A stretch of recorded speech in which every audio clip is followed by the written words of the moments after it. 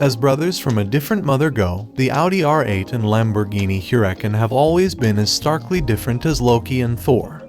The loud Italian, usually resplendent in Skittles hues, has spawned myriad different performance variants, while the staid German has kept a much lower profile, prioritizing everyday usability over viral video-friendly drifty dynamics. That's changing in the R8's final year of production, at least for the 333 lucky buyers of the 2023 Audi R8 GT, Audi's most powerful rear-drive car ever.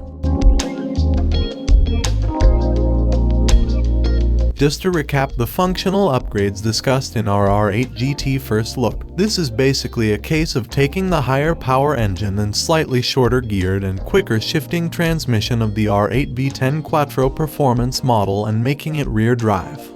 If you wonder why Audi couldn't just borrow the 630 horsepower Huracan engine, it's because that tune is incompatible with the particulate filter expected to become mandatory in Europe and already fitted to Euro Raid S.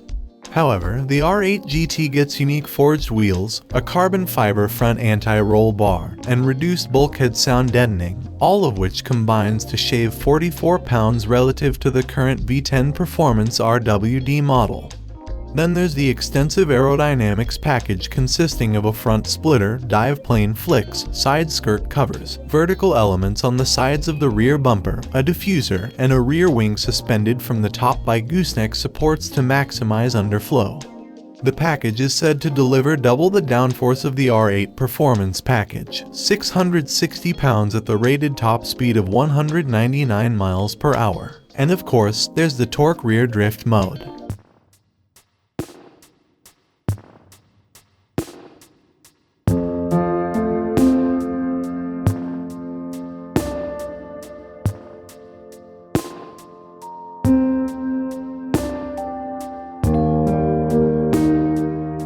Forget everything you know about the torque rear feature in the perky pocket rocket Audi RS3.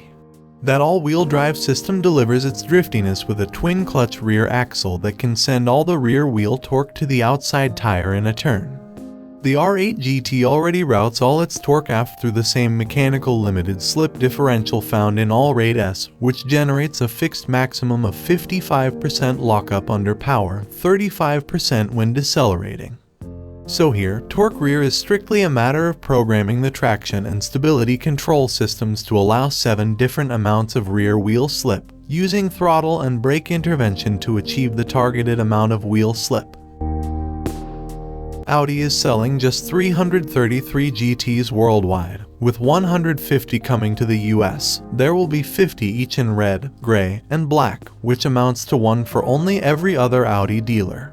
Each car is labeled with its build number, the sequence sunk beneath the surface of the carbon fiber center console trim. Getting the 602 horsepower state of tune that was previously only available in all-wheel drive Raid S, the GT is 40 horses stronger than the regular rear-drive R8, and the most powerful rear-drive car ever from Audi. Maybe that's why the Quattro brand is really leaning into drifting talk. In fact, the R8 GT is the only R8 to get a new feature called Torque Rear. Audi officials say labeling it drift mode is too iffy from a regulatory perspective, with 7 settings of escalating allowability of rear wheel slip. It's more of a fun mode than a track tool, programmed to allow a goodly amount of wheel spin while making it a bit more difficult for an underskilled driver to go all Mustang exiting cars and coffee.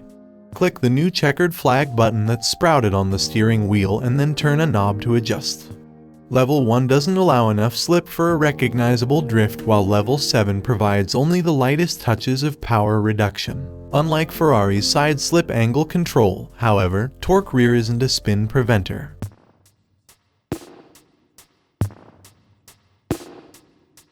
It was hard to get a good read from the Euro-spec cars we drove, as the V10's sweet escalating melodies were always muffled by a helmet. Acceleration won't be able to match that of the all-wheel drive R8, plan on a 60 miles per hour time in the very low 3s and a quarter mile right around 11 flat. The GT's fixed back bucket seats are relaxed fit for their genre. They're neither narrow nor have steep bolsters on their periphery. They retain a power height adjustment and manual fore-aft. But this seems to fit with the R8's more daily drivable vibe, including a luggage shelf behind the front seats, compared with its relentlessly manic corporate cousin, the Lamborghini Huracan. Speaking of which, the GT is similar in concept to the rear-drive Huracan Technica. If you're wondering how this last, best R8 might stack up to the Corvette Z6, Audi says you're not one of its customers and claims there's next to zero overlap with Corvette buyers. Nevertheless, you won't be surprised that the R8 struggles to justify a price that's more than twice as expensive as the Z6. The Z6 makes more power and revs nearly as high. The R8's grip level sure didn't feel as lofty as the Z6's, although a slightly damp track during our drive certainly had something to do with it. But we feel confident saying it would be hard to find a track where the Z6 wouldn't win.